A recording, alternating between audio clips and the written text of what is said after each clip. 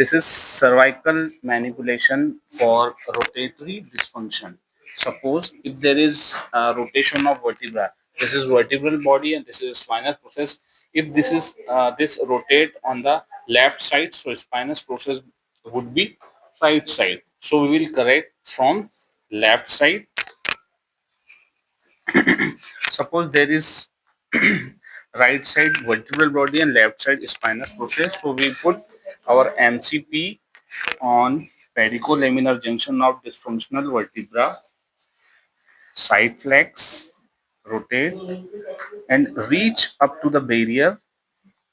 Remove the slack.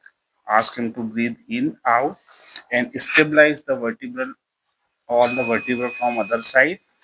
Take a deep breath. Out. Yes.